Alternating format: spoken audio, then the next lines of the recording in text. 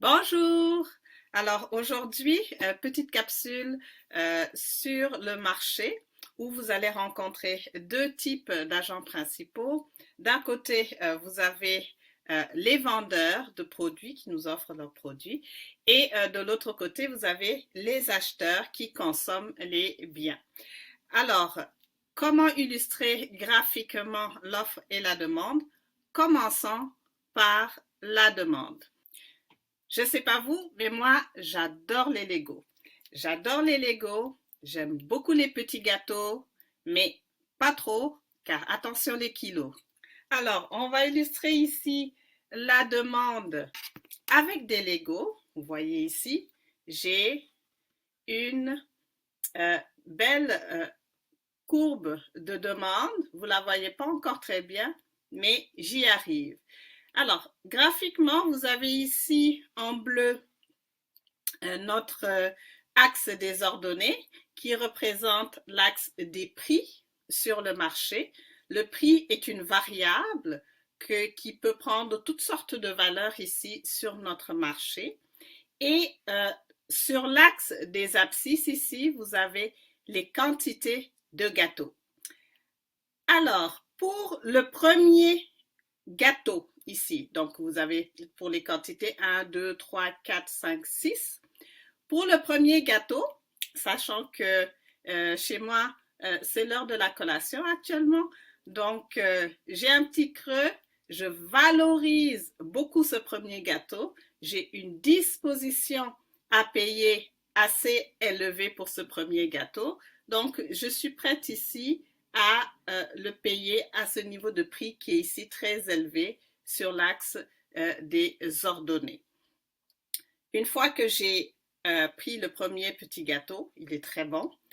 J'en veux un deuxième, mais ma faim a été calmée, fait que le deuxième petit gâteau, je le valorise un peu moins donc ici que le premier. Ma disposition à payer a baissé. Troisième petit gâteau, ben là, je fais de la gourmandise. Quatrième, encore plus de gourmandise. Et vous voyez, au fur et à mesure qu'on se rapproche du sixième petit gâteau, ma disposition à payer donc diminue parce que le bien se fait aussi de moins en moins rare. J'ai déjà accumulé beaucoup de gâteaux, consommé beaucoup de gâteaux, donc je valorise moins un gâteau supplémentaire rendu vers cette zone-ci. Et donc, si j'enlève les Legos que j'avais mis ici, qui montraient que le prix était ici, par exemple, à 6 dollars, ici à 5, à 4, 3, 2, 1. Donc, vous pouvez voir ici, vous pouvez imaginer donc que ma disposition à payer, donc le prix que je suis prête à payer ici pour le premier gâteau 6, donc vous le visualisez comme cette hauteur-ci. Pour le deuxième gâteau 5 dollars, je suis disposée à payer comme cette hauteur, comme celle-ci, jusqu'au sixième gâteau ici. Et donc, il ne reste donc que les points ici qui ont comme coordonnées, par exemple ici, pour l'abscisse, c'est 1 pour premier gâteau et 6 pour disposition à payer, le prix que je suis prête à payer. Et donc, ce point-là, vous le reliez au deuxième, au troisième, qui chacune me donne pour un gâteau supplémentaire ma disposition à payer. Vous reliez par la suite chacun de ces points, les uns avec les autres, et vous obtenez une courbe de demande.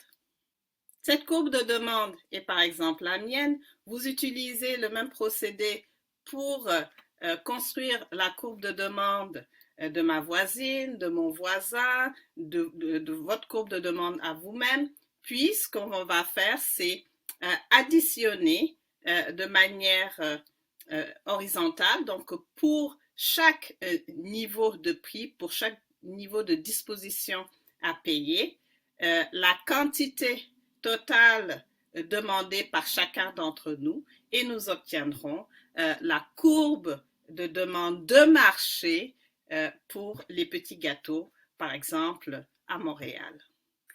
Alors, Pour les producteurs, ce que nous avons maintenant, ce sont des dispositions à vendre.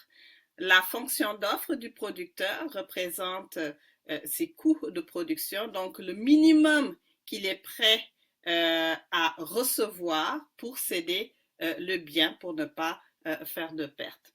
Alors ici, la disposition à vendre la première unité est assez faible. Okay? Donc la première unité coûte son coût unitaire est relativement faible. Donc, on commence l'entreprise, c'est peut-être, oui, donc c'est l'entreprise, c'est toujours le marché des petits gâteaux.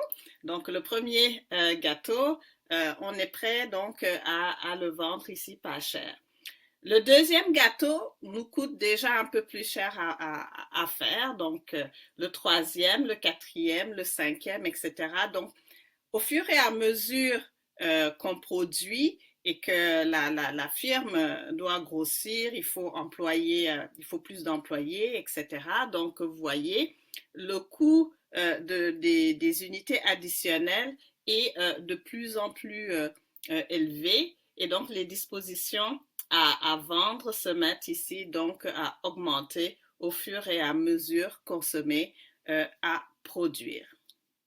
Et donc, si on enlève les petits Legos qui nous donnent la hauteur ici, en fait, des dispositions à vendre, on se retrouve donc avec des points qui ont chacun donc comme coordonnées en abscisse l'ordre dans lequel ils se trouvent dans la production. Donc ici, par exemple, c'est le troisième petit gâteau produit. Et en ordonnée ici, les dispositions à vendre, les prix minimum auquel la firme est prête à vendre ces petits gâteaux. Donc, vous reliez les points et vous vous retrouvez avec votre courbe d'offre. Votre courbe d'offre est ici à pente positive et la courbe de demande de tantôt, elle est à pente négative. Nous allons faire comme pour la demande, donc notre offre ici est notre offre de marché, donc la somme horizontale des quantités offertes individuelles pour chaque firme qui fait des petits gâteaux selon les dispositions à vendre. Et en mettant les deux courbes sur le même graphique, nous nous retrouvons donc avec notre courbe de demande de marché ici, donc avec la somme individuelle au niveau des quantités de tous les petits gâteaux demandés. Donc ici, les unités ici vont changer. Hein. Si on est une dizaine, au lieu que ça soit ici le premier petit gâteau, c'est les 10 premiers petits gâteaux. Okay? Donc, au niveau de l'offre somme individuelle des petits gâteaux offerts, donc l'offre de marché et l'équilibre du marché se trouve donc ici à l'intersection de notre offre et de notre demande. Okay? Donc ici, il y aura 3 petits gâteaux qui vont être demandés et offerts, par exemple, au prix de $3. Voilà.